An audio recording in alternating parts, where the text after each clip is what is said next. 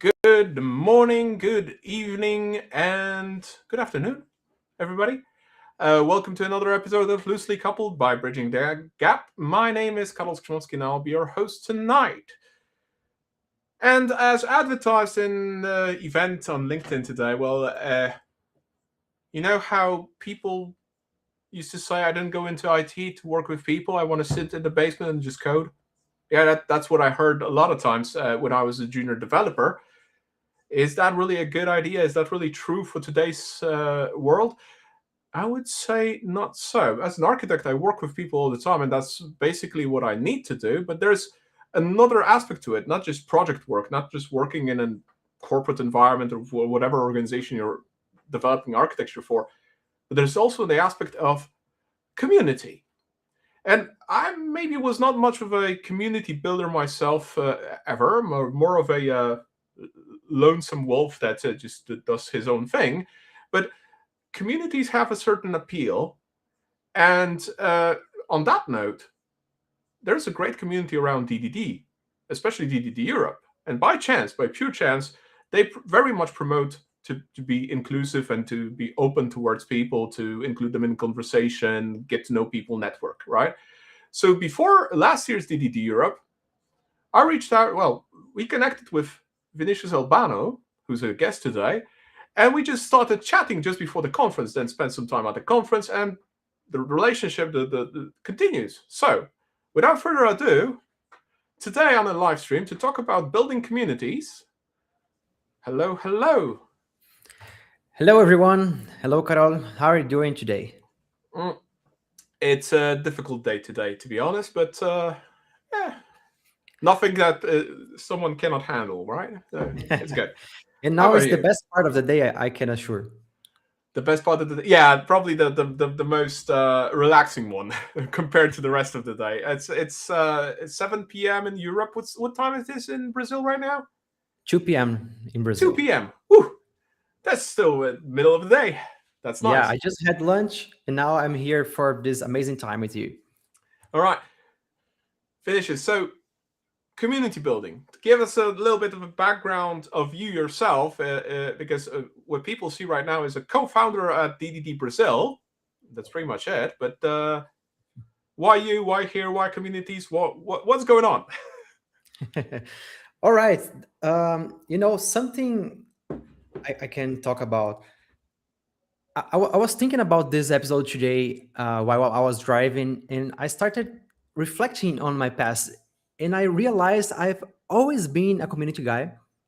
Like from my early days in high school, I always participated in events somehow, starting with those like anime events, people that go to cosplay and play games or other stuff.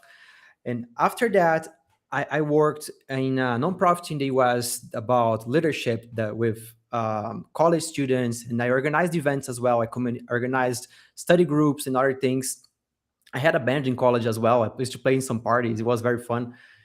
And more recently, I left this job and started working with IT full time again. Let's say not organizing anything, but then I said, "Oh, there's something missing." You know, Okay. I miss connecting to people. I miss checking what's going on out there. And so I started going to technical communities in Brazil for IT, for programmers and stuff. I connected with you last year in DDD Europe. It was very fun. And then while I was there, I recognized, oh, we don't have any community regarding domain-driven design in Brazil.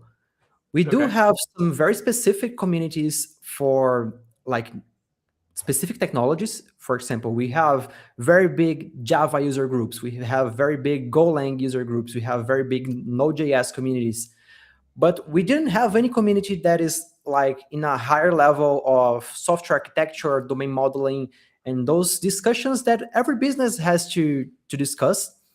So connecting with some other Brazilians that were there, we started this community about DDD in Brazil, and it's been very successful. And with this, I noticed, oh, this is something that I enjoy doing. Like, it's not just about the events themselves that are very fun actually. But being part of a community is something much bigger because you can connect to people, you can create relationships, you can learn from other people. So there's a lot out there, and I think we can cover some of those aspects today. All right. Mentioning DDD Europe, are you coming to Europe this year to I Antwerp? am coming, and we are bringing a full delegation of DDD Brazil. All of the co-founders are joining. One of Oh, them is going to speak. Talisson, he's going to have a talk at DDD Europe. So it's going to be very fun. oh, so awesome! So for those interested, there's still a few hours left in the day to buy the tickets at normal price because from tomorrow they're bumped by I think 200 euros. So they're a little bit more expensive. So last call to grab them at a still fairly reasonable price. It's a really a wonderful event, a wonderful community. A lot of my work is because of DDD Europe, because I attended twice and it was like mind blowing. So definitely worth coming. If you're watching us, or you're in Europe, then definitely that's the no brainer. It's not that far anywhere in Europe. Flying from Brazil, I mean, respect, man. That's if you take it a whole delegation from DDD Brazil, okay. Yeah. And I can tell that last year I bought everything the last minute, so it was very expensive for me, like for the flight, for the tickets, the workshops, everything, and it was still really worthwhile.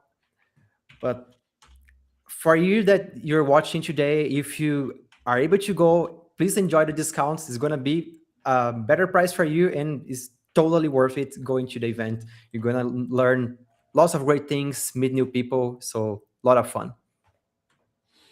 All right. So on the note of communities, what is because I know that, for example, in the Netherlands, a lot of people just there is a very strong work life balance in the Dutch culture. It's not so much in Polish culture where I'm from, but basically in the Netherlands is very much like 9 to 5 out. There's nothing more. We're doing our 9 to 5, no communities. I've been trying to work an angle on a MuleSoft community just to get people to meet and talk about MuleSoft and do some presentations. It's extremely hard to find anybody to, for example, present something. It's just like no, And I reached out to MuleSoft. I mean, okay, account execs for the Benelux, please do help me. Let's figure out together how we can revive this community and make it work. And they told me, yeah, it's been like this for years. I'm like, how is that even possible? And there are registered meetup groups all over the Netherlands, but they're just pretty much dead. So in that sense, just to maybe spark an idea at people, what you, from your perspective, see as the core benefits of being in a community, in a professional community? What's the highlight there that it's something that really keeps you going to do that community building? All right. There are a few aspects in this importance of a community. Let's say why you should participate in one or you should found one yourself. Mm-hmm. Um, First, I think is the networking aspect. We as developers, as IT professionals, as you said in the introduction, we are normally working in our caves and don't see the day of light very often. So it's good to have the opportunity to go out there and see what's going on in the world. This is something. Uh, but jokes apart, um, in our works, we are focused on very specific things. So we have some specific things to solve, some specific technology that we work with, some integrations, some domain knowledge that we need to earn. And if we stay a lot of time in this, we're gonna miss lots of other alternatives that are out there because you just didn't have the chance to have context and have Mm-hmm. contact with those alternatives, let's say. So being in a community is one opportunity to have networking, meet other people that have different backgrounds. They do lots of different things, and you can realize, oh, there are lots of things out there that I didn't even know about. So uh, I actually covering two aspects already: networking, that is meeting new people, making friends, doing fun stuff together, and then discovering the unknown unknowns. So the lots of things that are out there you don't really know about. So it's even hard to search for those things because you don't even know they exist.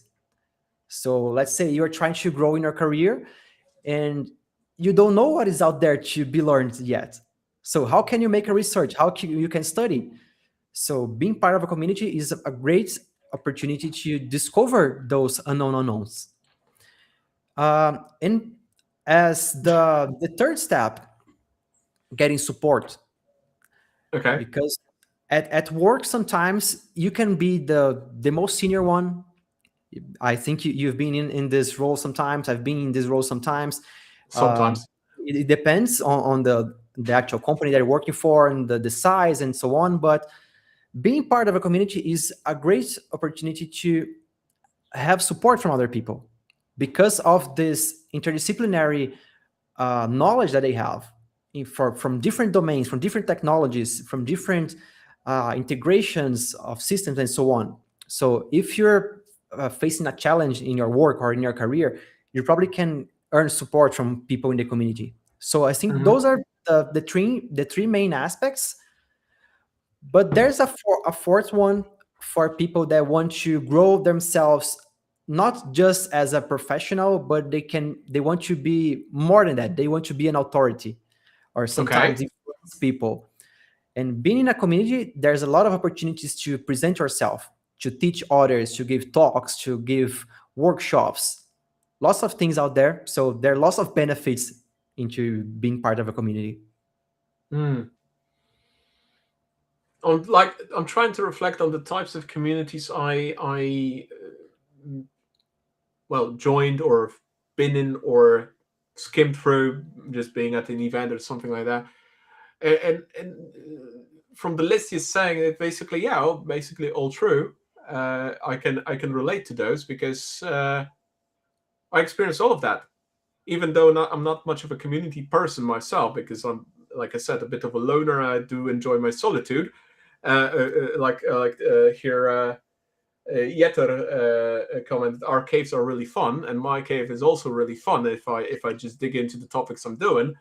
But then again, you're absolutely right. There's so many benefits to it, especially in the aspect of learning or finding, uh, at least finding some peace of mind in the sense that you're not the only one experiencing these kind of problems in your work, or these kind of issues technology wise, or these kind of issues organization wise, that these are literally common patterns. And then you start actually having names to those common aspects. Like just before the stream, I told you that we have captions like ready to go, because they come up so often. So just understanding that there is a thing called Conway's Law by Melvin Conway in 1967, it's like, oh, that makes now so much sense. Now I can name the thing that's happening and actually point out, hey, we're actually suffering because it's not because of technology or architecture or poor development or whatever. It's because we're trying to ignore the Conway's law and ignore the aspect of changing the organization alongside what we try to achieve. It's like, now it makes a lot more sense. Now we can have the words to actually express what we've been experiencing because somebody gave us the words, because we networked and brainstormed and made it all possible through that. So Yeah, definitely. And I can give you a concrete example of something that I learned in the DDD Brazil community. Even being a co-founder, I am a participant. I still learn a lot, always. and I think I learn more from the others than the others learn from me, because I'm always contributing, of course, but there's so much knowledge out there Uh-huh. that and so many people that contribute. And so I'm learning all the time. For example, Antonio, that is one of the co-founders of DDD Brazil as well. He likes creating software using vertical slices architecture. That is one way Okay. of organizing your code base. And I never heard of this before. So when he started talking about this, I said, "Oh, what is vertical slices architecture. So he explained to me, he gave me some materials to take a look and so on. And now I'm using those type of things as well in my projects. So sometimes it's like, it doesn't even need to be something that changes your life in a Now I need significant to look way. it up. You know, it's just like, oh, there is this tiny tip here that can improve my work in some aspect, you know. Hmm. And ev- everyone knows something that can contribute to another. You are always going to be senior to someone else, and you're always going to be junior to somebody else. So there's Pretty much true. always something that you can learn from someone, and there's always something you can teach to someone else. So this is a good aspect of being part of a community. You're going to learn and you're going to teach, and there's this exchange of experiences. Right. Uh, yeah, because it's impossible for us to know everything because there's so much knowledge nowadays to deal with that it's pretty much not comprehensible, right? So basically, when we're dealing with knowledge, I mean, I may be an expert in integration architecture, but I'm absolutely nightmarish at microservice architecture. I have no idea how to build a decent microservice, even though some integration platforms are literally microservice systems. Uh, and that's perfectly fine. And I can always learn more, or how to build yourself a Copilot AI agent for your own personal use. I have absolutely no idea. I'm still going to use LLMs and generative AI because I can, but am I going to build these tools? No, but I can learn from somebody because I'm pretty and much a noob at that aspect. And then again, somebody can learn something from me on the aspect of interoperability topics. And that's the amazing exchange that often happens. From my perspective as a trainer, it's one of the learning perspectives that I have because due to my neuroatypicality, I absolutely suck at learning at traditional trainings. But when I teach, it's a completely different learning experience because I have to first of all prepare the material, so build it up, and then I get to listen to questions. It's like, oh, just having those people asking questions is just so amazing because I Yeah. actually learned something because I never considered this. And that wouldn't happen if I would be just sitting in my cave pondering on those topics because I would never stumble into that topic. That's the mentioned unknown unknown. Hmm. And it's just wonderful just to spar with people on that. Yeah, Uh, definitely. And you never know what is missing until somebody shows you that. oh yeah, oh yeah, definitely. And biggest benefit of being part of a professional community is that you just don't have to explain some things that are not easy for common understanding. Very special and very small community. Well, sometimes you have to explain, sometimes you don't have to explain. I mean, with seniority, there's one downfall of seniority or being an expert in the field. You have the so-called curse of knowledge. You take things for granted, and it's a cognitive bias. It's very real. Sometimes you don't have to explain it, but sometimes it's very much worth it to just I think to just state the obvious, right? Hmm. Because there's also learning in stating the obvious, I suppose. Uh, that's also a fun thing. So tell us a little bit of DDD Brazil. What were the beginnings? What happened? How did you get to build the community? How big is the community now? How did you start? What's the story? Well, I started talking about it in the introduction. So the whole idea started while I was in GDD Europe, the conference Right. last year in 2025, and I met some Brazilians there, and I recognized, oh, there are more people coming from Brazil to here. It's like it's very far and very expensive to come here. So why Obviously. don't we have those things in Brazil? Because although we have those specialized technical communities for languages or other things, why don't we have those high level discussions out there? And then I started taking a look, and I didn't find anything related to domain driven design in Brazil, only some courses or some things like that. And I said, I'm going to start that. I know some people that enjoy DDD, Hmm. and they maybe can be interested in helping. Okay. Yeah, so one fun part and something that really helped us out there. While we were in Belgium, one of the Brazilians out there was Pedro, and he's the CEO of a company in São Paulo.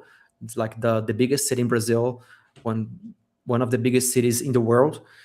And his company had an office with a very nice plate for meetings. And he said, "Oh, you can host the meetup there if you want. Like, I can give you access to the place. You just need to organize everything and bring the people." I said, "Well, this is something very good from the start, because one of the most difficult parts to start a community is having the venue. Yeah, Sometimes they charge you a lot of money, you can't afford it. So we already had one sponsor from day zero to have the meetup. So this was amazing for us. I really am thankful to him that's a and boost. his company. And then when I came back to Brazil, I started connecting to a couple of friends. I went to TDC. There is the developers conference, one of the biggest conferences in Brazil. We had one edition in Florianopolis. Right Hmm. after TDD Europe was like 1 week after, and there I met Talisson. That is actually a veteran of mine at college. We studied together, and he was there giving a talk. He even uh, talked about value objects and some DDD stuff at this conference. And I came to him and said, "Hey, would you be interested in creating a community about DDD in Brazil?" And he said, "Yeah, definitely. You know what? I went to explore DDD last year. I gave a talk there. And I also met another Brazilian who was there. And we were talking some similar things there." So then he invited Antonio, that is our third co-founder, and Hmm. we started talking, organized everything. And then our first meetup had around 50 people, 40 something. Um, it was the three of us giving it the first talks, because we didn't know who would come. It could be empty. It could be just us there. Yeah, So we organized the first talks. It was very fun. Antonio gave a talk about a very big revamping project that he did in a big organization in Brazil, how he used event-driven architecture and domain-driven design to revamp the whole system and make everything work very well. Then Talisson gave a talk about a context mapping and some parts of the strategic DDD. And then I gave a talk about the tactical patterns of DDD. So lots of things covered: strategic, tactical, and some applications in real life. And people really enjoyed that. So I said, "Hey guys, we are creating this community here. So we gave the talk today, but if you're interested in participating, there is our WhatsApp group you can join. You can present talks yourself in the next edition, or we can do live sessions online if you want. There's lots of possibilities out there." And then people started joining the group. hmm, Today we have 200-ish people. I need to check actually the exact number, but the community is quite big already, and lots of people are participating, contributing. And today we noticed that I think 5 of our members are giving talks in different conferences this year, from nice. DDD Europe to explore DDD, and to some conferences in Brazil. So it's been very fun, very rewarding, and I'm really grateful to have this opportunity to promote those things to other people and also learn from them. So it's been very fun. So Taliesin Oliveira Cassiano, that's Yes. the one. So Hmm. Taliesin is giving a talk at DDD Europe this year, and the title of the talk. So you want to be a DDD practitioner? So I'm guessing that's an entry level talk about DDD. So Yes. I'm also guessing there will be some sharing of experiences from the Brazil community then in that Yes, sense. definitely. Ah, that's going to be cool. I need to put him on my agenda for the conference and see if I can attend that session. Gonna check later if that's gonna fit my my personal agenda, because that might be actually a very cool session just to see. Oh, how nice! It's actually on the first day. Peachy. I'm gonna join it. Awesome. So, Tyson, you already have your first guest. Yeah, that's gonna be definitely something fun after seeing Eric Evans' keynote. Okay, so all right, Three Musketeers started growing. Now you have what? Over 200 members. Yes, around 200 members. We hosted two in-person events. Okay. In our second edition, we hosted Manuel Paes, the co-author of Teen Topologies. Wow. He came to Brazil to give some workshops and gave a talk for us. It was amazing.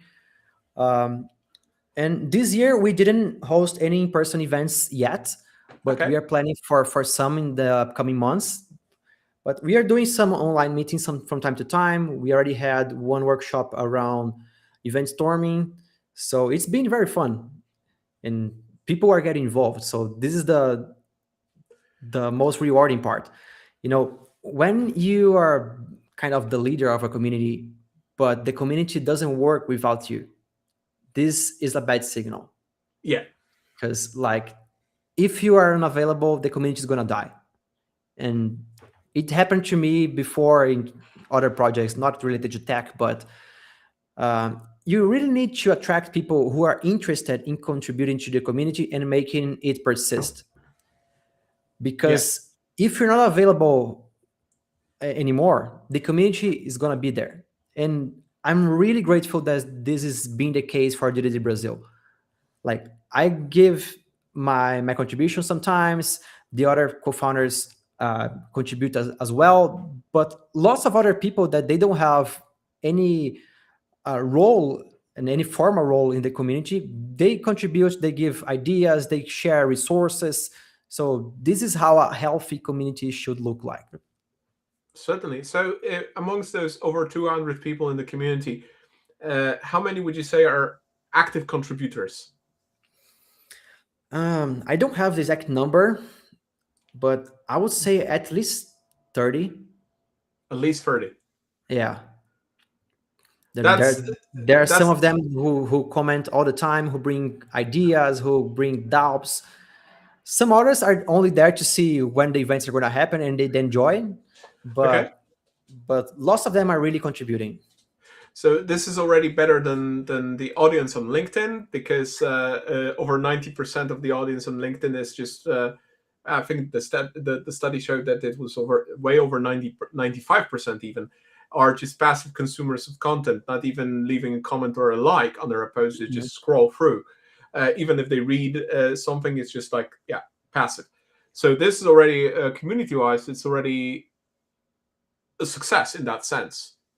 Because and then of course, building a community that is capable of doing in person versus an online community, that's a completely different story, I suppose.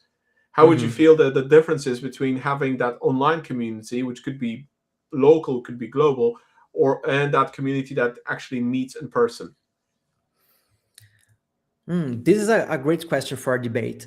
I've hosted online communities sometimes, and I could say that before the pandemic, things would work very well because we were not used to work online all the time. Hmm. And we didn't have lots of live streaming and other things online every day. But after the pandemic, lots of things moved to online mode, let's say. Right. And then people started getting bored or Mm. overwhelmed, let's say, because there are so many options out there. If you want to take a look, you probably have 3 or 4 options for live streaming every day just on your Instagram account or whatever that you have, or on LinkedIn or something that you follow. So you can't really follow the pace, you know. It's And quite after a difficult, yeah. while, yeah, after a while, say, I'm not gonna attend this time. I know they're gonna host something else again in the next week or month, so maybe next time I join. Um, so this is one of the biggest challenges I see regarding online versus in person today. Of course, being online, you can access lots of people that couldn't afford coming in person. For example, in Brazil, we are a continental country, and it's very hard to travel from one end to the other. Of course, São Paulo is almost a central place, and it's because of being a very big city, they have flights through to everywhere, but still it's expensive. People sometimes need to take a flight of 2 3 hours to attend a Mhm. conference. So having a community that only meets in person has its challenges. It's going to be expensive for some people. Some others will never attend because they can afford it. But also, you create a much more meaningful connection to people. So you get to know them in person. You get to know how they behave in person, how they communicate. You can see like gestures and other things that we don't see online from time to time, because like the body language is very important. And True. during the online mode, we miss this. So there are some nuances out there. I would say having like a hybrid mode is the ideal. Like you can have some online events for those who can't attend, and also for reaching a broader audience. Hmm. But and of course expanding your brand and other things. But I really encourage people to host in-person events from time to time. And if you have the possibility, make it itinerant. So host an event in one city once and then another city another time, because you're going to access different people, and perhaps you can start like a chapter in this other city, and people can start having their own meetups there, and you start creating like a network of small groups inside this bigger community. So there are lots of opportunities out there. In your personal preference, you prefer online or you prefer in person? I prefer in person. Guessed as much. Yeah. Because I can tell you something. This is my own opinion, of course, but it's a trend that I'm seeing as well. And I think the most important part of the events, of the meetups or conferences, whatever, are not the talks. They are not the workshops. They are not whatever you do for the conference itself. It's the networking part. It's actually the coffee break that you have, that you go to a speaker and introduce yourself and solve some issues that you have, or is the bar that you go after the event and meet lots of people and become friends. So The this hallway is track. where, yeah, exactly, is the extra conference, let's say, Yeah. that is the important part. So this is why I enjoy a lot being part of events, of conferences, and creating this community, because you actually get to know people and you can contribute to their lives, they can contribute to your life as well. So, Just and it's not just watching a talk. Oh, definitely. Just as an example of the hallway track, we're running the strategic integration design with DDD training. This training is literally a result of a hallway track conversation. Just because I saw a guy with a Polish last name on his badge, and I approached him and started talking in Polish to him, and he said, "No, no, no, I don't speak Polish. I'm German." And from that, now we have a after 2 years, we have a whole training dedicated to doing integration architecture with DDD because of a hallway track conversation. Yeah, those things happen. Those things happen, and I know plenty of other people that have had those hallway track conversations, and they started doing some awesome things. Hmm. So it's really amazing in terms of that community building, to have that pause between sessions and just have a conversation about the session, about related topics, about something completely out of the blue, because why not? And it's Yeah, it's it's really great. and I organized some conferences myself in a couple of years ago, and I started noticing that in those conferences that you have one talk after the other, people leave the rooms to talk between themselves. So you have the official sessions half empty, and then the hallways half empty as well. And with that, you lose some important content that is uh, out there in the conference. But if you want to attend all the topics, you also lose the networking part. That's So true. I started putting intervals between sessions. So okay, we are gonna have one or two sessions that, and then half an hour for networking, and then another two sessions, then another half an hour. With that, the sessions all became full, and at the same time during the breaks, everybody was out there talking to each other, making network and doing stuff together. So it was a lot of fun, and I think this works very very well because Hmm. the conference, as I said, is not just the talks. The networking part is very very important. And that's basically for a time being, we're building a miniature community at a conference, and then all sorts of things happen afterwards, right? From that small community that just builds up over, let's say, 500 people at the conference, just talking, networking, and enjoying talks together. It's Hmm. a it's a quite interesting thing as a phenomenon. I believe that even DDD Europe recently posted a poll about networking at DDD Europe. What's your favorite way of networking at DDDE? And this was like over 50% of respondents were like the hallway track. That just goes that way. Uh, Do you know what other options they did they have? I didn't really uh, see that poll. Let me find it for you. I'll probably very quickly find it because it's probably very easy to track down, and let we'll see in a moment. But yeah, so conferences, and then of course in meetups of communities, you probably practically have the same option, only at a shorter time span, right? Because Hmm. most meetups that I seen for any kind of community were usually around 4 or 5 hours at an evening or a half a day or something like this, and that means that you can have what, two talks, maybe a workshop instead of two talks, and then you have Hmm. some time for drinks, some time for dinner, and that's pretty much it. There we go, Yeah, found it. That took a little bit of scrolling, but let's put it on screen. Hello, LinkedIn. There we go. So we have the options were hallway conversations, organized social event during meals, and no, I mostly focus on talks.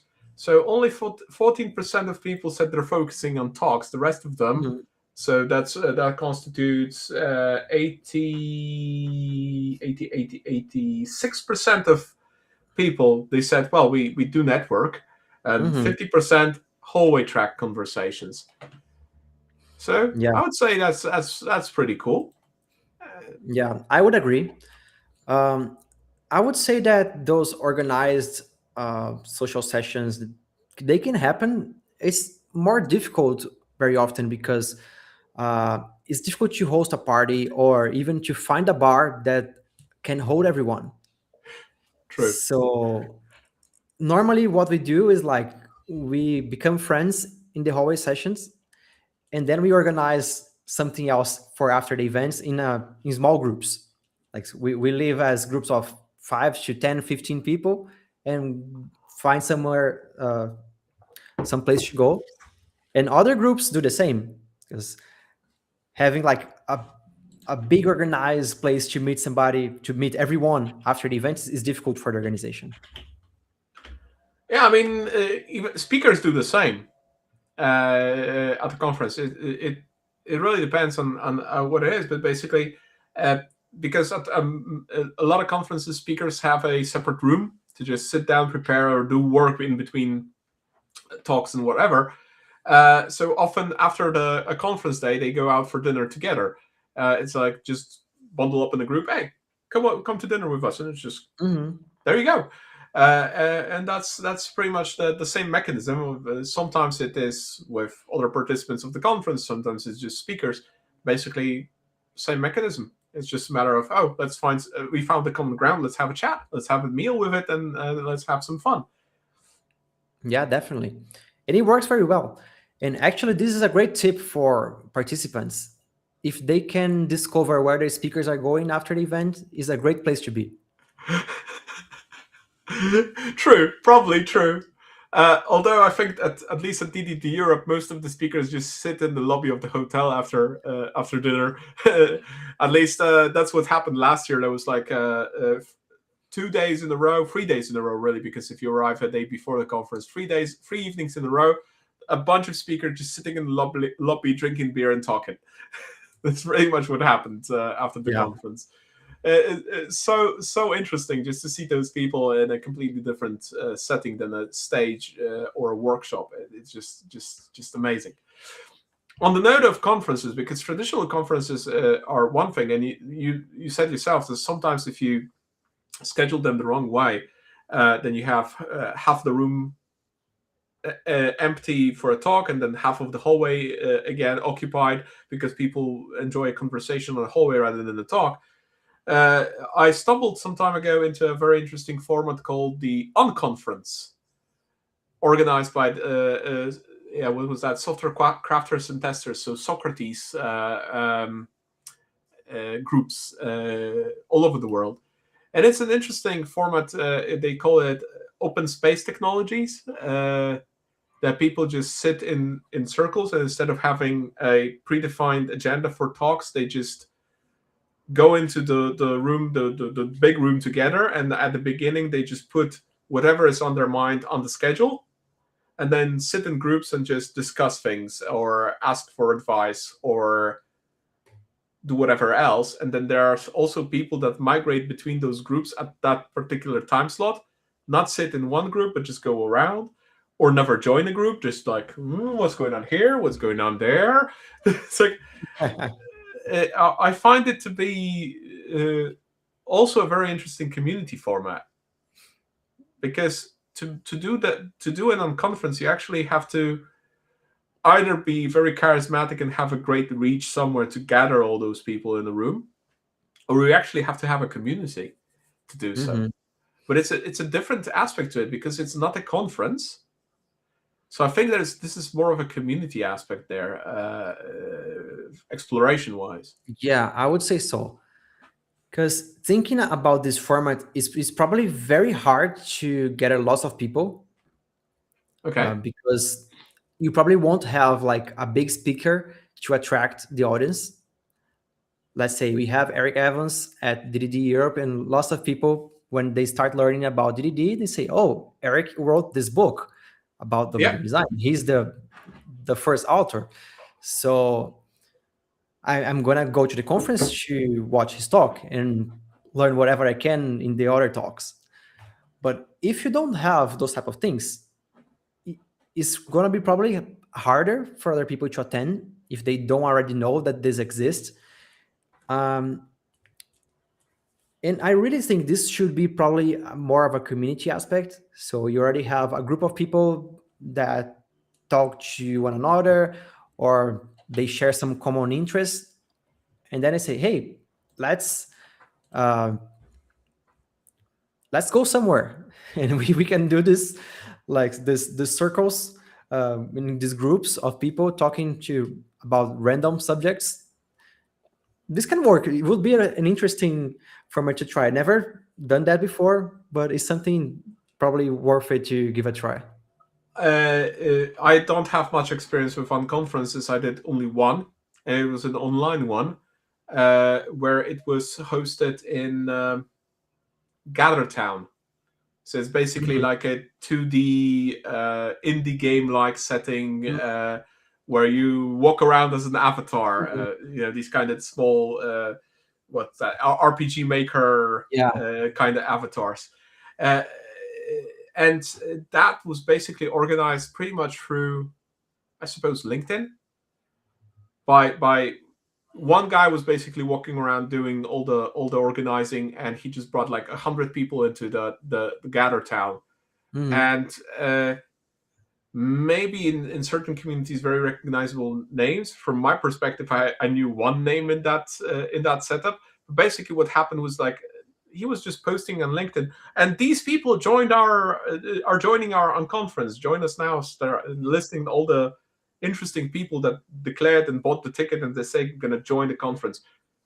By the way, extremely cheap. That was like $15 to join that unconference. So definitely in terms of cost of doing a conference, going to a conference, even an online one at times, versus joining such a unconference in a virtual setting of a somewhat 2D indie game.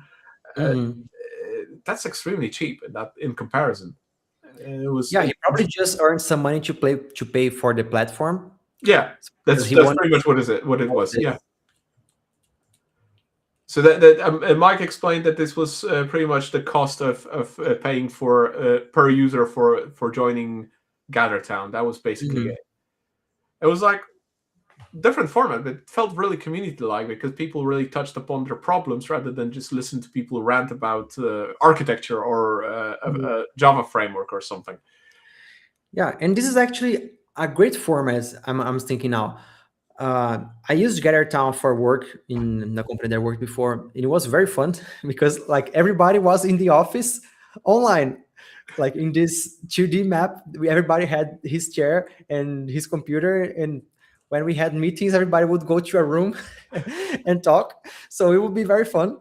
But the way I'm seeing this for conferences, this can be a great format because you can have multiple rooms at the same time and you can walk freely between one room to the other. That's the premise. Yeah, and it's like if you host something on Zoom or whatever is more difficult because people need to register for a specific room, it's harder to move. But in this map, it's very fun. You just see, hey, what's out there? Oh, there's this person in this fancy part of the map here. I'm gonna check what's out there. And there's other person in a cave. Let's see what's out in the cave. And the interesting part was that people actually had those hallway conversations because they stepped out of the rooms, just met each other passing through with those digital avatars on the hallway and started just chatting. Hmm. That was like that was exactly like being on a conference in that sense, only completely virtual. You had your camera on, you had your sound on, and there were those boxes on the map that were a room.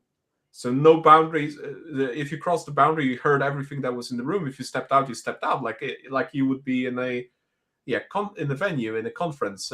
You go to one part and just listen to one talk, and then move out physically, go out elsewhere. So that's another interesting format to be had in that sense. I'm curious to maybe use it myself someday to organize something as well. We'll see how that goes. That's just a thought that's been drilling my head from the back for about 3 months now. So we'll see what happens. But other than that, we talked now a lot about community building and all the different. Basically, we talked about different tools we can use to build a community and spark some community. But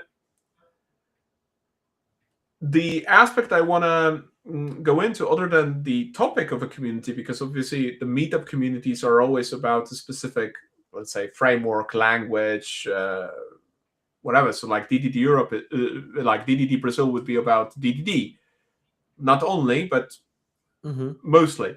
Or Java user groups are Java user groups that are about Java. Uh, but how, other than the talks, how would you see the role of communities in supporting learning, and especially the changing the approach of individual people to, let's say, technology, architecture, or collaboration in that sense? Um, I can talk about two aspects of this. Okay. It can be either, I mean, like three aspects actually. You can be either a participant, Hmm. so you're going to attend a meetup or a workshop or whatever, and you're gonna be there kind of passively receiving content yourself from others. Okay. So this is one aspect. You can just attend and watch a talk or participate in a workshop. And you're gonna learn lots of things.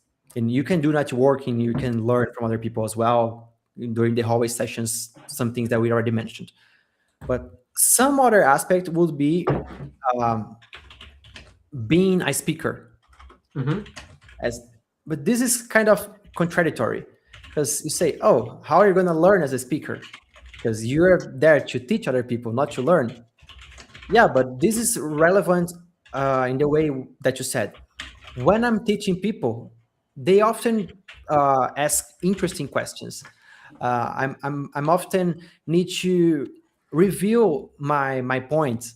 I need to change the way I am exploring this topic to make it this more um, clear for everyone. Let's say. So you, as a speaker, you learn lots of things about the subject that you're talking about, because of course you need to study about it before presenting. You're gonna learn how to speak better.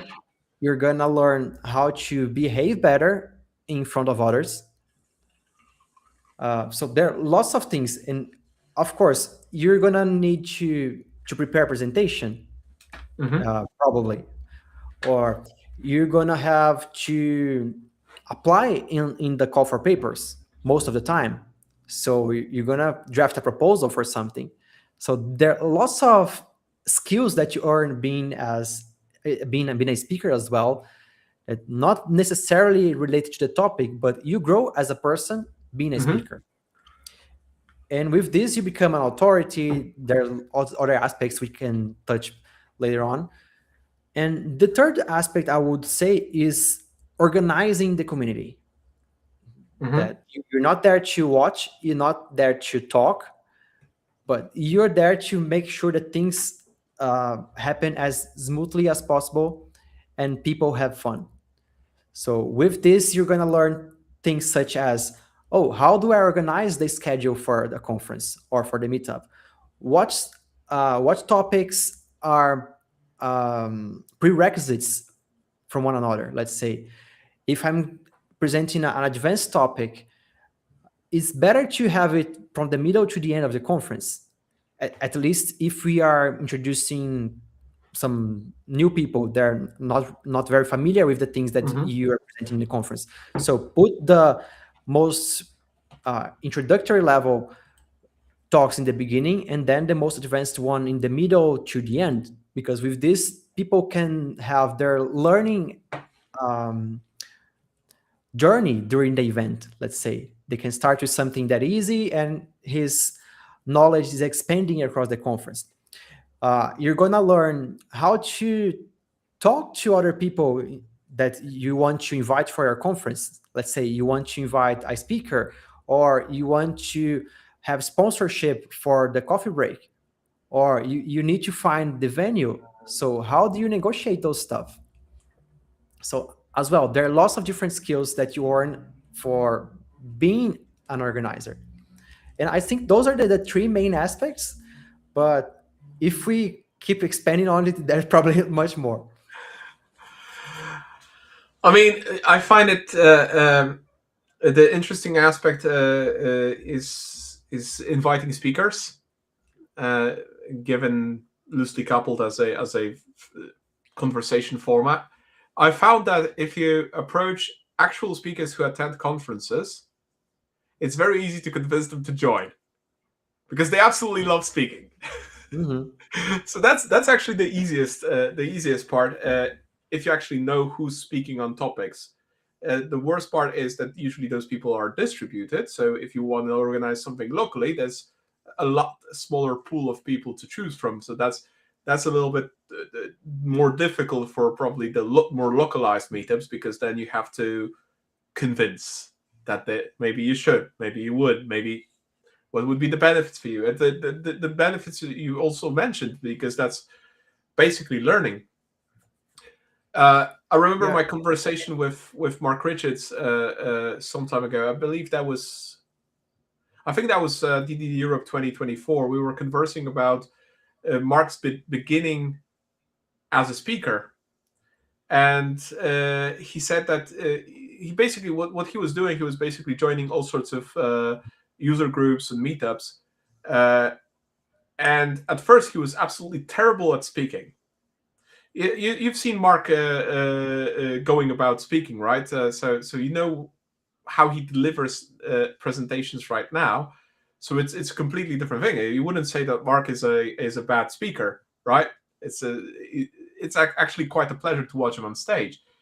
But at the time, at the beginning, he was terrible. So Mark shared with me a nugget of wisdom that he basically attended all sorts of user groups and meetups just to look up how other people are speaking and presenting, and was taking notes not on the topics of their presentation, but actually on their behavior on stage and what they were doing that uh, killed the vibe of the talk or actually brought attention to them. So he was like doing live research on those user groups just to understand how to improve himself as a speaker, which I find that it's like, yeah, well, obviously, that's a great idea to utilize it this way. You come there, it's a Java user group.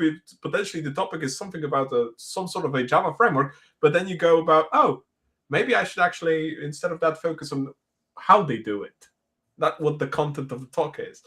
It's like, Yeah, this is a very interesting point of view because you don't even need to pay attention on the talk itself.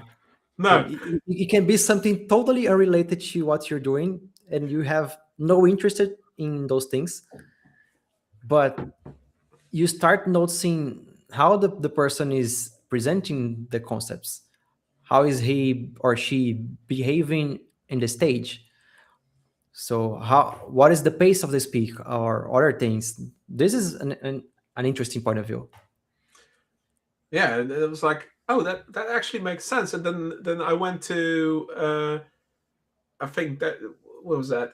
I started reflecting on the DDD Europe 24, and I remember I think that was the closing keynote. Not entirely sure, but I think it was a closing keynote by Alberto Brandolini, and I was like, my reflection on that. I absolutely loved it. I have no idea what the guy was talking about because the whole thing was so overpowered with memes and jokes that I completely lost track of the content. But it was very entertaining. And ever since then, I still remember that it was absolutely hilariously entertaining, but nothing else.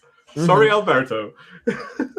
Yeah, and something similar happened to me in a conference that I attended a couple of years ago. I don't even remember when that was, and I don't know the speaker, and I don't know the topic, but clearly remember him talking because his slide presentation, his slide deck, there was no image at all, and it was just a tiny phrase of 3 or 4 words in a big font, and the background was black and the font was white, and then the next slide was the background white and the font was dark. Oh wow. Yeah, and then he had a stick, and he didn't say a thing during the talk, so he was just passing through the slides, one side to the other and one side to the other, and those big words and changing contrast and so something was, and some music in the background, some it was very fun, so like electronic music, something like that, and he was with the stick. So I really remember this presentation because it was so original. I don't know the topic, I don't know the name of the guy, but the presentation was so fun. I would be lost momentarily. I would be just vibing to the beat instead Yeah.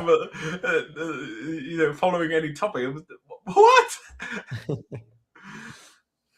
Yeah, yeah, but you can. Yeah, you're right. But you can learn so much. It's a matter of what you want to learn, and you'll probably be able to learn it in that sense from a community, either on a professional topic if you're joining just for a specific topic because the topic interests you, but if you're that passive consumer of a community. But if you're a speaker, if you're an organizer, there's so many more things that you could potentially learn from a community if you just be there and be present in the community. Just sit down and observe, and it just insights and insights in that sense, right? Yeah, of course. And you were talking about how to approach speakers, and Mm, I was thinking, if you approach a speaker randomly on LinkedIn or whatever, yeah. and say, hey, do you want to teach me about this thing that you do? And they're gonna find it weird, and they're probably gonna refuse. Okay. Some of them, at least. because they're very busy and don't have a lot of time. But if you say, hey, I am an organizer of a community or an event or whatever, and I want to receive you to my audience. This changes the context very much, Right. because now you are seen as somebody that delivers value to him. Right. Yeah. So he wants to showcase himself to the public. He wants to be recognized as an authority. And so if you are leveraging this aspect of his career, you're going to become very important to him. So this Very is, true. yeah, so this is something fun about being a community leader. You start becoming very important for speakers, and then you go to a conference, nobody knows you, you are an unknown person for the public, but then everybody, all the speakers and other important people of the backstage, they come to you, hey, how are you doing today, and so how's life? And then people say, for the public perspective, oh, who is this person? Why is everybody talking to him, you know? Yeah, yeah, that's a different angle. Yeah, that's when you're active in the community. That's basically what happens to that extent. Mm. And it's very interesting how that goes back, because um, I rarely get feedback really on whatever I do, content wise, or training or white papers, articles, etc. But sometimes, just at random, I pop into somebody who actually I have had no idea that they even are aware of my existence, but suddenly they tell me they're aware of my existence. They absolutely know who I am, and that, for example, they watched one of the live streams, or that they read an article, or that they read a post on a community Slack, for example, from MuleSoft community. It's like, oh, and they tell me like, oh, this was so groundbreaking for me or something. It's like, whoa. That's actually the one of the aspects I think we didn't mention here yet, is that this is actually something that brings a lot of, well, it strokes the ego.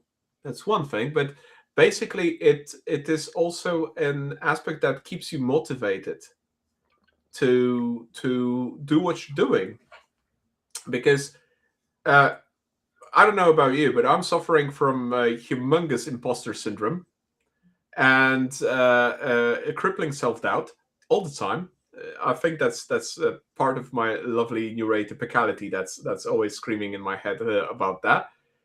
And whenever I get that kind of a message over, I don't know, LinkedIn, WhatsApp, Slack message, email, sometimes I'm like, oh wow, that's so awesome. And it's like when doing content, when writing trainings, when designing exercise, it's like this is actually keeping me going, keeping me motivated. And even though I'm not formally a part of any community per se, it's like keeps me personally keeps me motivated to engage with communities, engage with people. And that's a very uplifting view on this. Mm-hmm.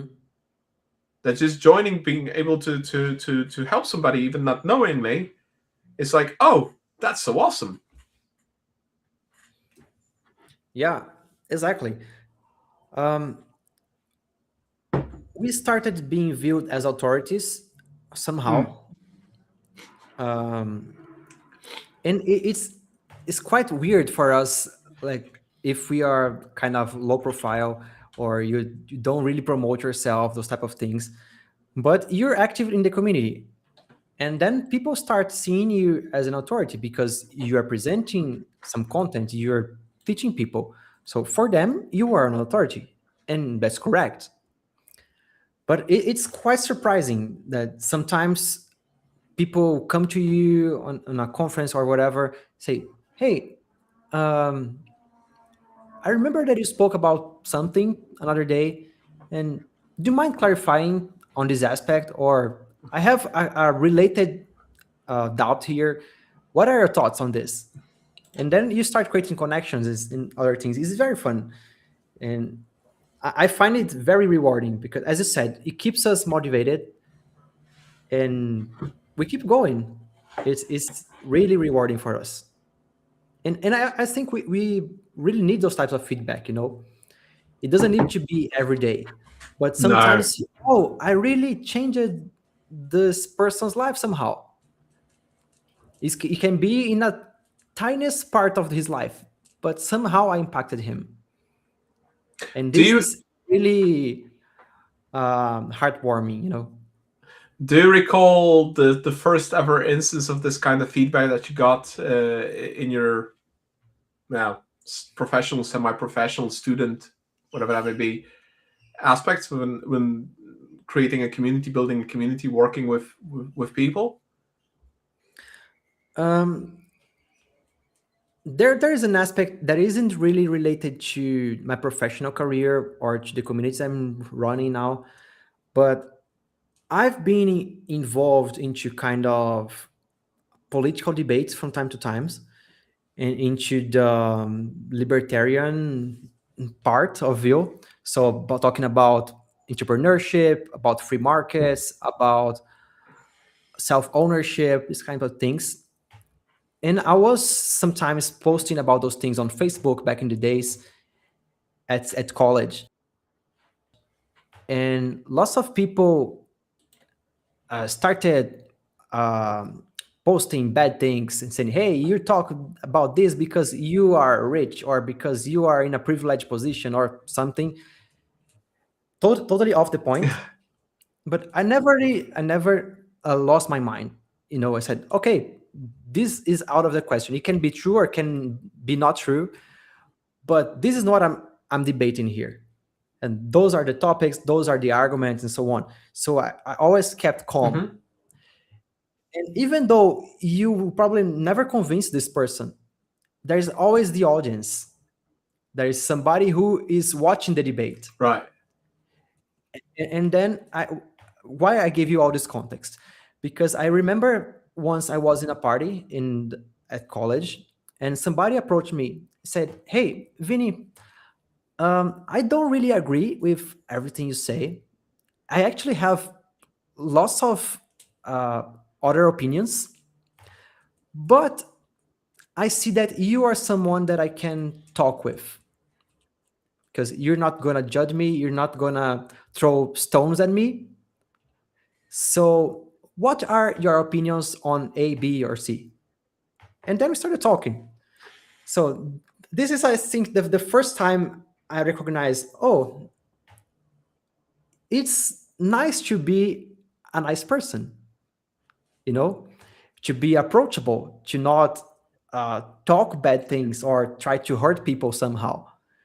Because even though people that disagree with you, they can have different mindsets or different perspectives in their lives, they still can talk to you and you're going to learn from them and you can also teach them some things. So totally out of my career, my professional life, this comment, but this is something that really resonated with me, and I think uh, changed it or at least shaped my behavior from that onwards. I hear you. By pure and utter chance, you really touch upon a close topic for me, but also on a topic that is really one of the core things in DDD. Because you basically what you told about is having that aspect of ubiquitous language in a very very convoluted way. Because we all have our perspectives.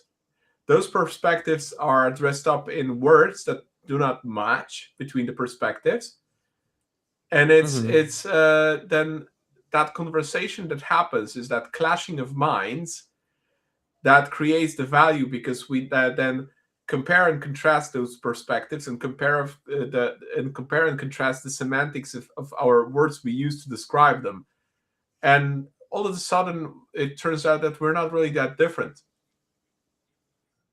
Yeah, definitely. And when you stop for a moment and try to make the bridge, create a bridge, between you and the other person, saying, "Hey, what exactly do you mean with this?" And then the person explains. I said, "Oh no, what I mean by that is something totally different." And then the person said, "Oh, but with that I agree." And then you realize you two agreed most of the time, and you were just fighting with one another because of terminologies. Yeah. I think we already touched upon that on the live stream when we were talking about data products, data architecture, and data mesh some time ago. And even on the live stream, we had like complete misunderstandings because we were having two data architects, me being an integration architect. Our language of work is completely different. So we have plenty of misunderstandings what we mean by specific things in terms of professional jargon. It was like on the live stream, we completely missed each other's points because the language was so different. Well, the same terms with completely different semantics. It was like, oh, I know I actually agree with you. It's very interesting, but it's actually you wouldn't be able to stumble into that without that aspect of networking, without the aspect of conversing in a group in a community. I think that's the key element that we build our understanding of the world through clashing our concepts between people. I think that's the one of the core aspects I'm always learning because my brain is very much set in its ways and I have my own ideas of things and again this is a very relevant quote for the topic because we all have mental models, right? This is basically what we think about certain topics and how we dress them up with words is basically the mental models, and all models will be wrong, as George E.P. Box states, but Mhm. some of them are useful. And our mental models are very useful because then we can cope with reality, but they're intrinsically wrong because we cannot express everything fully, and we'll just have all the wrong words to express what we think, feel, understand, want to convey, whatever it may be. And I feel that this Yeah, community exactly. is this one aspect that really brings that out. Yeah, totally. And the word model is something very relevant here because model is you import some characteristics from something and create a visualization, let's Uh-huh. say. So a car model is not an actual car. It's a model. Is Yeah, it is. It has probably some doors. It has windows. It has tires, but it's not an actual car. It's a model. So with our lives, it's the same. We have our mental models that reflects our perspective from a fact, but it doesn't mean the fact is what you have in your mind. It's our understanding of it, And basically. exactly. And I think communities help us expanding our mind. Because of this, we're gonna have lots of people with different point of views that they tackle the exact same problems from different perspectives, with different technologies, with different stakeholders, with different domain knowledge. So their ideas are gonna be different. So when you put those people together, they talk about the same topic. You're gonna learn lots of different perspectives, and then you're gonna enrich your mind. Let's say. Now, in my brain, it pops up the images that I seen some time ago. So there's this kind of meme-like images explaining event storming. that people think that they're talking about the same thing, and it turns out that one is talking about the rectangle, the other one about the triangle, the other one about the circle, and they when they start Hmm. talking, they actually realize they're talking about different things. It's like now that the connotation in my brain creates like, oh, a community is like a social event storming. Well, we're not taking out posters and start putting things on the wall just to discuss topics. No, of course not. But it's basically conceptually, the community is there to clash those the understanding of things, and I feel like sometimes maybe question certain things, put them in doubt, and just to discuss. Not sure if I ever seen uh, a specific aspect that somebody was really very actively questioning something in a community, but uh, I suppose that's one of the aspects we could actually do in a community more often. Totally. And I'm actually gonna use your quote Hmm. here. I'm gonna save this quote, that communities are actually social event storming. I found it very fun, but it's true actually, because for event storming, you bring lots of people, different stakeholders, domain experts, uh, programmers, designers, and they're all going to talk about something, bring their ideas, and then you start creating um, a path. Let's say, okay, what happens first? What happens next? What are the hotspots Hmm. here? So, are we misaligned somehow?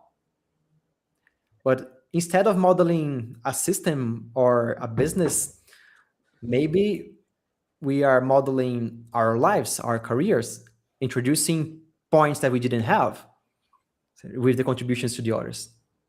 Oh man, that's a good one. Now I'm going to quote this one. That's actually quite something, because hmm, you know Woody Zool. Yeah, right. Hmm. Woody said a very interesting thing, that it's not that he also quoted this. I don't really remember who to attribute this to, but in a conversation, most people are not listening; they're reloading.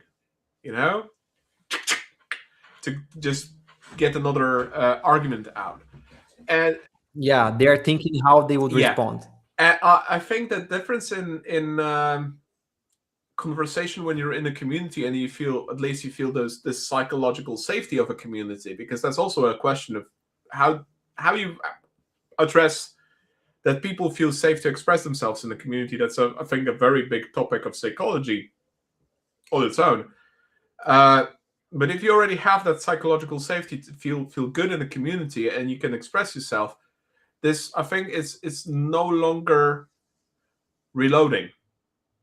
You actually can put that aside and actually listen, and instead of that reloading, you can actually start pondering on things. And that's, I think that's a beauty of a community. If a community, like you said, if a community is run the right way, so it is actually a live community, not related to one person that is a central focal point of that community. Because of course, if that is one central person, that's not a community, that's more of a cult. That will not work if that person will be gone. Yeah, I think this psychological safety that you mentioned is very Mhm. important for communities to prosper. And it's something that you need to really put effort to absorb in the culture. You really need to reinforce from time to time, saying, hey, this is a safe Mhm. place. Does anybody has any questions? Does anybody has any objections? Does anybody want to present a topic yourself? You know, the speakers are those three people today, but we are very open to receive you in the next edition. Or You can host a workshop or whatever. Does anybody has anything to contribute? That it doesn't matter how much senior that is or how much elementary that is. As I said, you always have something to teach. So Absolutely. and and you know, it doesn't even need to be like a talk or whatever. For example, in one of our conferences, in one of our meetups of the DD Brazil, there was one person that was organizing another conference in a couple of days, and he said, "Hey, I'm organizing this. I know it's totally unrelated to DDD, but it's gonna happen in a couple of days. Do you mind if I talk about this?" I said, "Of course not. Please do it." Because there are other people here that can be interested. And with that, we're going to attract more people to your conference. And perhaps in the near future, we can collaborate somehow. You know, so we need to enforce this psychological safety from time to time. We need to remember that this is the default. Because even though there are some people that are more active than Hmm. others, they are going to show up more often than others. They are going to talk more often than others just because they are proactive. But you need to reinforce, hey, there is opportunity for everyone. So our call for papers opens this day. So please submit something. Doesn't matter if it's something very preliminary or you don't really know how to present this yet. This is just a rough idea. Please submit it. We can talk about it. We can help you refine this. As I said, everybody has something to contribute and to teach to others. And on the note of the psychological safety, like from your perspective of building a community, and I have this in my notes and also in the event description, we stated we're going to talk about the hurdles of starting a community. So, okay, one of the hurdles of having a venue for a meetup that's definitely organization wise, that's one of the big ones if you want to do an in-person meetup and an actual live Mhm. in-person community. But what other hurdles you see, or those that you tackled at the Brazil, that would be, you know, just worthwhile highlighting that could be a potential problem or could be a potential uh, uh, aspect that somebody would need to think about when dealing with starting a community and actually getting a community to go and be a live one. Mhm. Well, I think the first and most important thing is you need to define a theme Okay. because people won't connect if they don't have a common point of Right. interest. Let's say it can be quite abstract, it can be very niche, or it can be um, Hmm. broad, but you need to have something. For example, DDD is a very broad topic. It can be related to software modeling, it can be software implementation, it can be about language, it can be about lots of Hmm. things. And we englobe some related things to the DD as well. But you need to have something because otherwise, how are you gonna gather people? You can say, "Hey, I'm starting a community." Yeah, but about what? What you're gonna do? So, oh no, I'm just wanna gather some people here to talk. It's okay. So it's not a community. It's just a friend reunion, something like this, like with informal Hmm. discussions. This can be the case as well.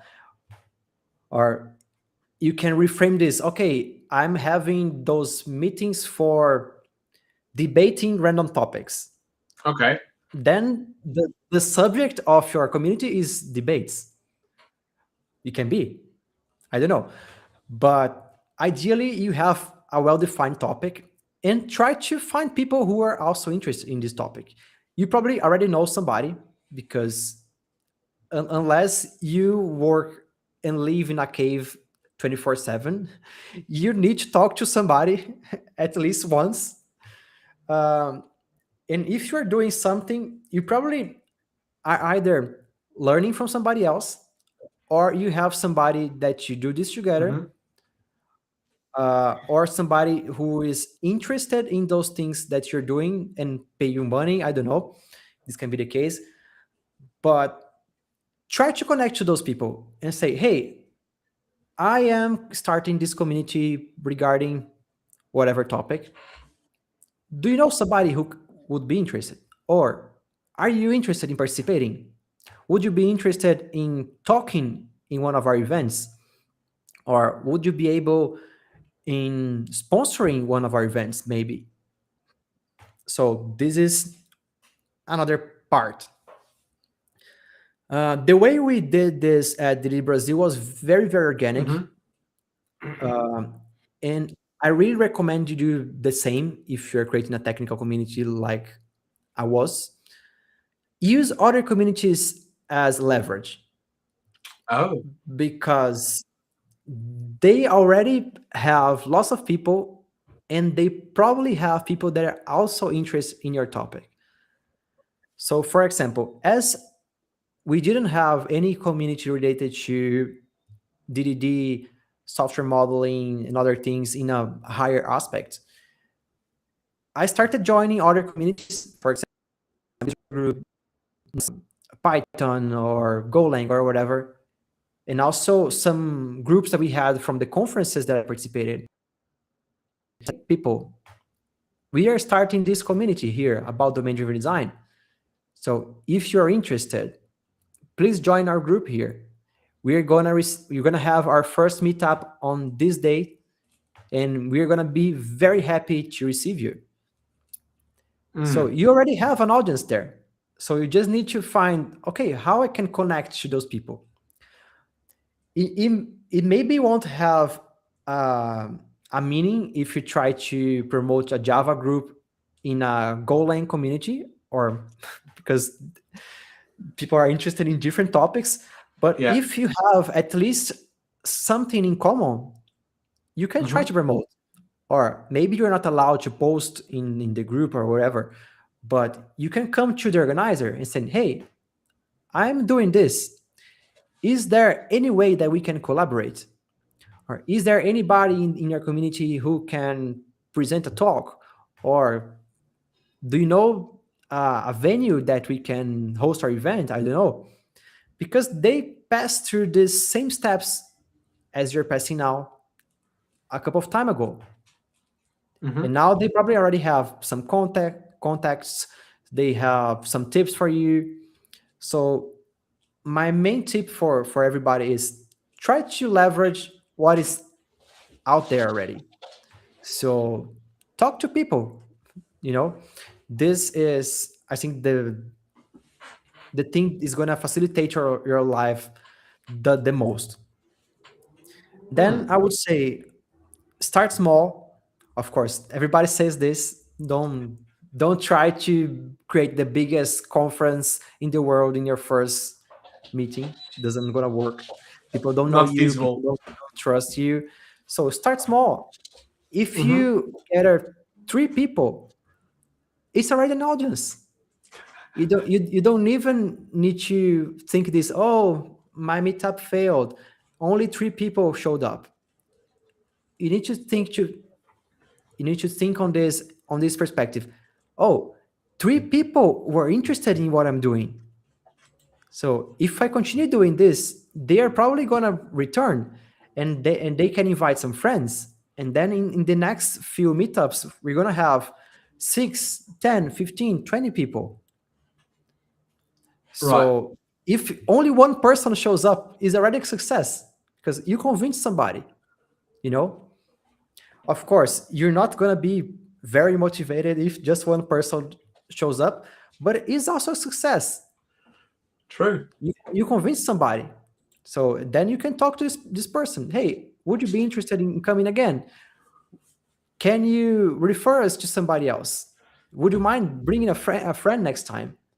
So with this, you can expand. So start small. Don't wait for perfection.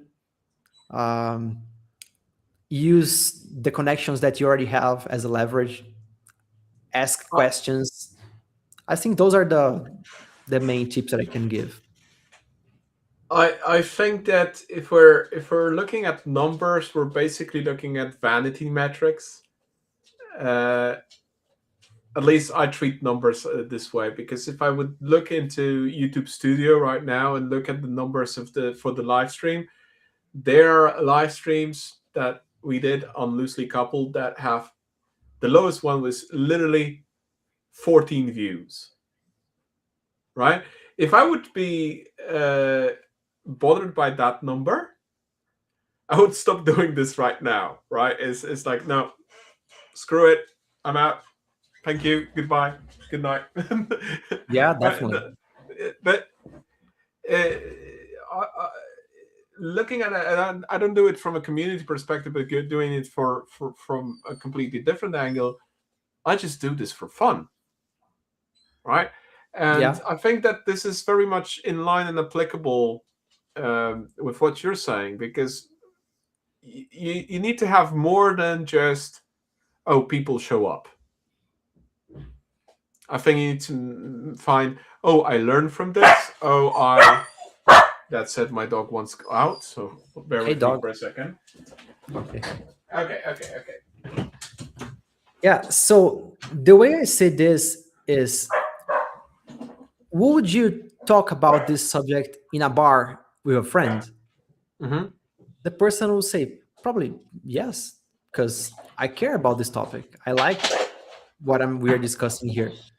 So if you would talk about this with a friend on a bar, Mm-hmm. why would you be mad if there is one person in the crowd? Yeah, It's the yeah, same. that's It's true. actually the same. Yeah, if you have a conversation with two friends, one friend, what's it? It's the same. You're still having fun. You still enjoy the conversation. Okay, there were 20 people that came. You still have something. Hmm. I mean, okay, if nobody came, that would be slightly devastating. I Yes. believe for some people, but still, there's learning in that as well. There's some experience in that as well. But it's okay. What did I do to make no people come to my to my meetup group? It's like, what happened there? And on that note, for example, we're running. I'm not an organizer of the community, but I'm speaking at the internal community at Capgemini, and for a reason, the sessions that we do in the community of practice for architecture are hybrid. So we are in the room and also online at the same time. If I would be like thinking that it has any meaning that people show up only online and I'm sitting only with the organizer in the room in the office from 6:20 till 9, that would be actually quite annoyingly devastating that nobody came to the office in person other than me and the organizer, and we're actually running this online. We could have been sitting comfy in our chairs in our home offices and doing the same thing. It actually is quite nice to get out of the home office from time to time. Yeah. So even if nobody came into the office, it's still fun. It's still a different experience. It's still something. If I would be worried by the attendance on those sessions, uh, the in-person attendance, that would be quite damaging. But that means that I'm looking only on one aspect of a community of participation, right? And I think that's something that a lot of people would have to work on, especially if they have some sort of a imposter syndrome or self-doubt issues, because that would actually be quite problematic to pass over. Yeah, definitely. And I actually remembered some not do's as well for tips for those who want to create communities. Like, what are the biggest mistakes? Oh, please 'Cause do tell. yeah, I can't. I already talked about what you should do, but there are two actual points that you shouldn't do that is Okay. important. First is related to what I said before, that you have over centralizing leadership, because without you, the community won't prosper. Right. So if you are centralizing too much, other people will feel afraid of contributing. They will not be proactive because you are the one who approves everything either way, you know? Right. So they will feel, oh, I need to wait for Carol to do something. I can't do it myself. People will start seeing the community as your personal brand, let's say, instead of an actual community. Right. And then this comes with the second point, that is treating the community as an audience instead of a group. Because if you treat the community as an audience, you're going to start to promote yourself. You're going to start to promote your products, your things. And the purpose is not yourself, the purpose is in the community. So if those things start to happen, the community is going to weaken. And then people start to leave because you're starting to treat the community as an audience. And this is not the purpose. Right. So I think those are the two main mistakes somebody can make. So try to decentralize leadership, try to come up with some responsibilities for other people, even if informal roles, saying, hey, Carol, do you mind taking care of the registration desk in our next meetup?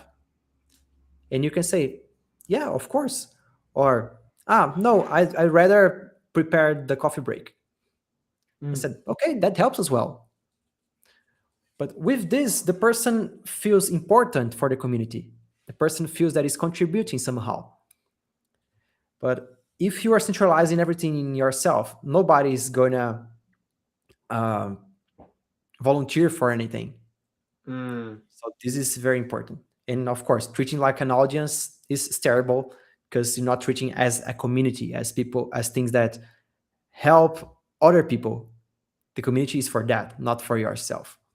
Of course, you're going to learn from others, you're going to benefit a lot from the community, but the main purpose is not yourself, is the community itself. Now my brain starts to go like, am I egocentric or too egocentric to actually run a community? It's like, should I or should I never? Yeah, to be fair, bridging the gap is not only me, and this is four other people working on that brand of bridging the gap, where three of them are completely in the shadows of things, and the only visible people is me and Philip at this point. But my co-founder Radek actually prefers it that way. He doesn't want to step out of the shadows. He wants to be in Mhm. the background, and he's perfectly fine about that. It's like, but then I think about it. This is a project. This is not a community per se. But Mhm. then recently, I've been asked, "Am I creating a community around bridging the gap?" It's like, huh. And I'm like, you just said what you said about being too central, because and that this destroys communities, and that's very true. And I definitely agree that centralizing things will definitely not make a community prosper because you need involvement, and there is no involvement if you don't give them accountability and responsibility. If you don't delegate that accountability of responsibility, because people will Yeah. not want to do anything if they cannot, if you just simply not trust them, right? Because it's about, to an extent, about trusting people to do things. So I'm like now sitting there here thinking, huh, if I would do bridging the gap as a community, what would have to change in the whole approach? Because bridging the gap is actually at this point more of a brand than a community than, well, it's not a community, so it's more of a brand in that sense. It's like, huh. So that would have to be completely disassociated from bridging the gap in a sense to actually make it a community. Because if it would be a bridging the gap a community, that Mhm. wouldn't work already. Yeah.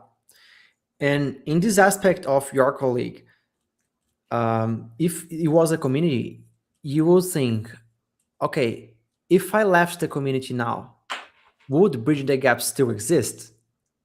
If the other people out there are not willing to show up in front of a camera or introduce the project themselves. Yeah. So those things are very important. They can be fantastic people doing things in the background. But sometimes if you don't have anybody who is willing to take the lead and saying, hey, I am not a very good speaker. I don't know exactly how to do things in front of people, but you need somebody. So let me do that. And if there isn't such a person, how is the community going to survive? Yeah, so you say basically this is a balancing on the edge of a knife, whether you're that centralizing, egotistic leader of not exactly a community and somebody who's actually a leader in the community. And that is, whew, well, isn't that kind of difference between a boss and a leader? The aspect of centralizing versus Probably, enabling, probably, yes. right? Yeah, so you need to be a community leader, not a community boss. Yeah, pretty much. That would be it. And that makes me feel a little bit better about myself then, because I actually love to enable people instead of boss them around. So if I Mhm. can enable somebody and help them and put them on the spotlight, I'm happy to.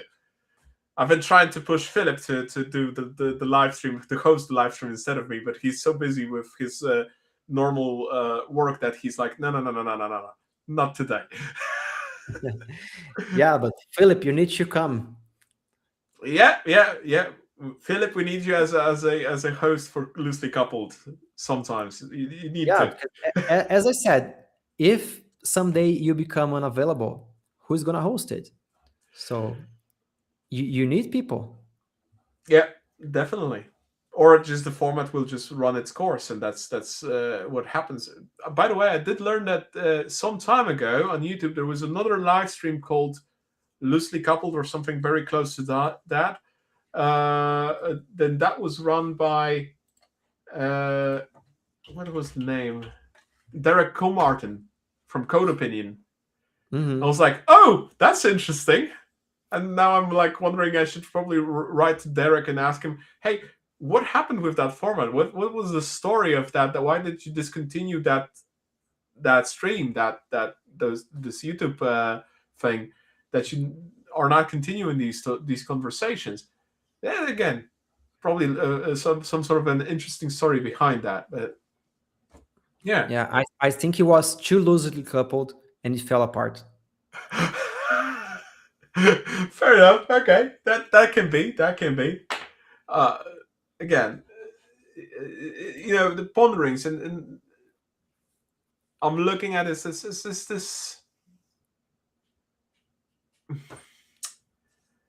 again, crippling self-doubt versus imposter syndrome versus things that you want to do, and now you get me to think, is does this who am I in this whole endeavor, because of what you just said. It's like, I hate it when I have to think about these kind of things, because then I'm constantly self-doubting. But on the other hand, these are questions worth answering if you really want to do some things. If you want to contribute to a community, if you want to run a community, these are like reflections that are absolutely, I would say, mandatory. Of course, you need to measure how much time I'm willing to devote to this cause. Mm, Am I willing to organize everything, like take care of the meetups, of coffee break, of registration, of promoting, of inviting speakers, of lots of things? Or no, I am only willing to give a talk from time to time, uh, help being an entertainer during the conferences, hmm but I'm not willing to devote 20 hours a month for this, let's say. This depends. everybody has different lifestyle, is in a different part of their lives. So regardless, even if it is this person who is only willing to contribute with one talk or whatever, it's still helpful. You don't need to force the person, hey, I need you more than a talk, I need you to come to help and with A, B, and C and D. No, why can't you find other people to help, you know? So you need to reflect on this. Do I want to start a community? Do I want to manage a community? Or do I only want to be part of a community? Those are different things. And you can still Completely. contribute, you can still teach, you can still learn while being part of a community. But you don't even need to organize the community yourself.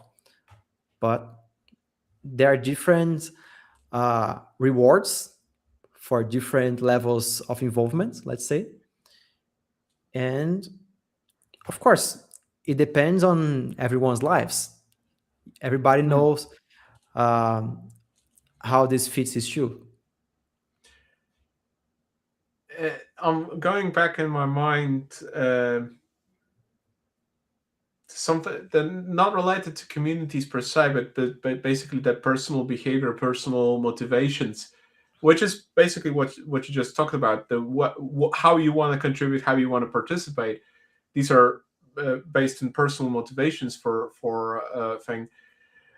And uh, those few years ago when I became a father, uh, becoming a father is a very stressful thing, basically, because your whole world flips upside down and you have no idea what's going on, and you need to very quickly come to grips with things and figure out things. But at a certain point, after a few first months, which are the first months are really exhausting, I was, I believe I was in therapy then, and I was uh, relating to my therapist that am I a good father? I'm like sitting there at times and thinking, am I a good father?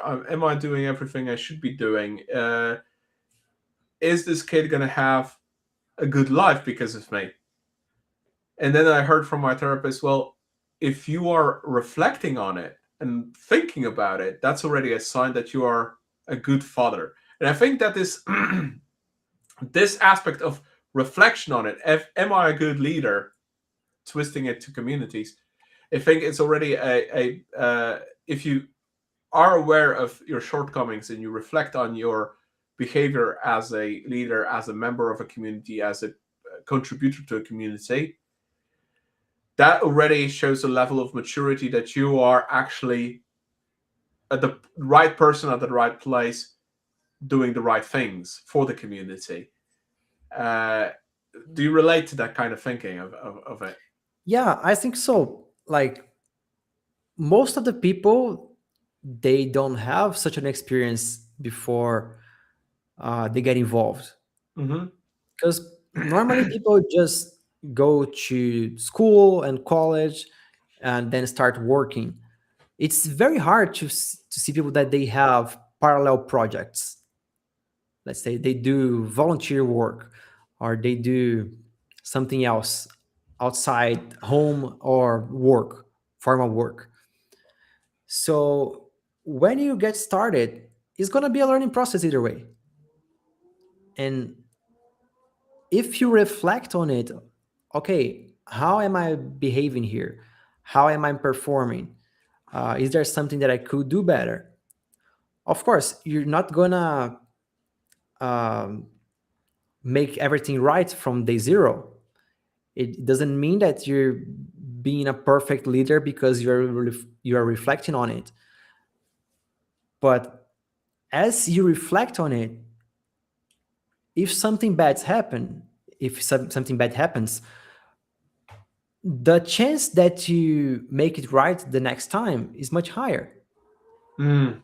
And as well, people are gonna pardon you because of something bad that you did, because you probably apologized in you didn't mean to do something bad. You know, say, hey, I was trying to make things right.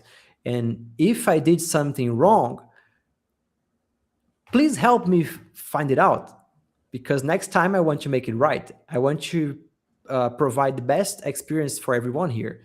So if you know something that I could do better, if you have an idea, if you participated in another community of or whatever that you find out or interesting at least, would you mind talking about it? You know, if you're open to this type of discussions, you're in the right track. You don't even need to bother, oh, I did something wrong, I am frustrating people. This happens, but you need to have this mindset of, okay, I did something wrong, I made people upset, I frustrated other people, but how can I repair this? How can I make things right from now onwards? So yeah, this is And the actual mindset. sometimes it's as simple as just saying I'm sorry. Exactly. And you Or can say, hey, sorry, I didn't know that that other way was the correct way. I yeah. didn't know. But from now onwards, that's gonna be the default. All right, all right. You know what? But that I don't know about much about Brazilian culture, but in at least in Polish culture, uh, people too often say they're sorry. They're sorry for things that they shouldn't be sorry about at times, Mm-hmm. right? So what I've been learning, well, I think that's not only Polish; it's basically Europe-wise. It's a very common thing that people are often very sorry for things. I think corporate environment is also this kind of way. What I've been learning from my wife for quite a while now, and I'm very thankful to her for that, is actual gratitude. And that's another thing that is a very, very, very important thing. I think in general in life, but might be very, very crucial for communities as well. Uh, I remember one instance when I was, I think we were preparing the course for the Academy, and I was sick. I was exhausted. You know, having two kids, etc. That's it's exhausting, especially when you're sick. And I remember Philip picking up quite a significant chunk of work that I would have done or was I was supposed to do. And I called him up one day and just told him, "Hey, thank you for picking this up. Thank you for doing this. I really appreciate that." And I remember Philip being completely stumped, completely like, I have no idea how to react to this because we're not expressing gratitude that often as people. At least, Mm-hmm. well, what I see. I don't know if that's relatable in Brazil. I have no idea because culture wise, there are cultures that are more expressive in gratitude and those that are less expressive, more feeling sorry and miserable about things. Uh, and this is a very much this is very baked into the specific nation culture, etc. It's very vivid at times. But I Uh, found that this gratitude aspect is something really, really, really big in that sense. yeah, and I think this is very important in a community level, especially when you're trying to approach a speaker or do something in an event. I see that lots of people they miss the opportunity of connecting to somebody else because they think they're gonna bother the person. It's like, oh, he has so much stuff to do in life. I won't come and say anything because I don't want to bother, you know? Right. So, like, So sorry for bothering you, and you're already in that exactly. sorry And state instead of exactly. And this happens very often. It happened to me a couple of times saying, hey, sorry for disturbing you. I know that you're busy, but I wanted to ask something. And then I say, hey, don't be sorry. It's all right. Why are you sorry? It's like, I'm here in the same event as you, right? So yeah, but oh, but I know that you're a speaker, you do some things. And yeah, you also do lots of things. So why you're sorry? you know. So I resonate with your thoughts here that gratitude is much better. Saying, hey, thank you for your talk. I really liked what you did here. I really learned from you. But I have some questions. I have some thoughts that I like to debate with you. Uh, are you available? Can I have 5 minutes of you? So this is much better, and it's much Yeah, more fun when people are like proposing something instead of being sorry. much more uplifting, right? It's a Exactly. completely different vibe then. Yeah, Exactly. So my suggestion for people who are in communities is like, don't be sorry unless you do something wrong, yeah. because asking for help is not something wrong. You're not making any risk. You're not hurting people. You're just asking a question or just trying to connect to the person. So don't be sorry. Like, try to do something. Be grateful for whatever the person presented to to you, how you learn from this person. And with this, I am very confident that you're gonna create lots of connections. You're gonna become friends. You can probably do things together. Quite possibly, quite possibly. And I think that this note on gratitude, I think this is the perfect highlight of this conversation, and we should not spoil it by saying anything more on the topic. How do you feel about that? I like it. And I want to now be grateful for you being open to receive me here, and also for talking to me last year when I was a single rider going to DDD Europe. I didn't know anyone, so I started connecting to the speakers there, and you very openly uh, talked to me for like 5 hours or so that day. So with this, we started this very good relationship of friendship. So thanks for that. Across half of the world, yeah. Yeah, That's amazing. Yeah, thank you for being here. It's amazing. All right, before we jump off, shameless advertisements as always at the end of the live stream, not to disturb the conversation. So, shameless advertisement wise, first of all, next stream, well, quite in a long time, because next stream will be on the 21st of May, because lots of things are happening in May, and also, of course, preparations for DDD Europe. So that's another topic. So this time around, on the 21st of May, we'll be talking about the role of an architect in the modern IT landscape. And we're going to have Paul Price, the founder of ISA Global, one of the oldest architecture communities in the world right now. So that's going to be probably an interesting continuation of our today's topic. Then, if you are in the Netherlands, and this is shameless self promotion here, I'm actually speaking at the ISA NL chapter event in May, 7th of May. So that's going to be quite a thing for me, because I have never been at an event from ISA yet. So this is going to be an interesting one. Registration is open if you're in the Netherlands and you want to pop by. It's in Amsterdam on the 7th, 4 p.m. The QR code will lead you straight to the event site. You can register and go in for free. There's no fee. It's an open event. And of course, lastly, Bridging the Gap media wise, of course, if you want to know more about the Bridging the Gap events, you can go to the QR code on the left. Also, obviously, go to the site, read up our articles, look up older streams. Strategic integration design, we just literally today finished our first commercial instance of this course with DDD Academy. There is already a waiting list set up. I know about at least one person that signed up for the waiting list. So awesome. So if you wish to learn more about strategic integration design with DDD as the course, hit the middle QR code and look it up. And of course, if you're new to the channel, watching this on YouTube, go ahead and subscribe. Click the what's that? The bell icon or something like that, the notification bell, so that you can get notified of new streams popping up as we go.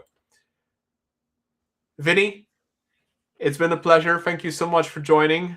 Again, interesting that usually I get people a lot later in the day, and you're like, it's what, 4 p.m. Yeah, it's 4 p.m. The fun but not so fun part, I had my LED light with a blue color here. So I closed the window, but the battery went out. Yeah, I saw that midstream. Yes. Yeah, so still dark in the room here, but it's 4 p.m. in Brazil. It's Uh, amazing. Thank you so much for receiving me. If anytime you want to talk again, it would be a pleasure. Oh, And we'll for schedule anyone, something. awesome. For anyone in the audience, if you want to connect, feel free. You can find my LinkedIn. Uh, I'll be happy to help wherever you are in the world. If you want to host a community, if you want to discuss some tips, connect to me. It's going to be very fun. I'll be happy to help. Okay. Or if you don't want to host a community or want to talk about whatever, please connect as well. So to make it a lot quicker, here's a QR code for Vinny's LinkedIn profile. Just scan that and go connect with Vinny and have a conversation about community building, about DDD, event-driven architecture. I believe that's one of your beloved topics. Uh, Yes. AI agents more recently. AI as well. More recently, starting to explore Web3, crypto space. Woo! So there are lots of fun stuff Plenty out there. topics. Plenty topics. All right. Thank you, everybody, and have a lovely, afternoon for Brazil, evening, Europe. And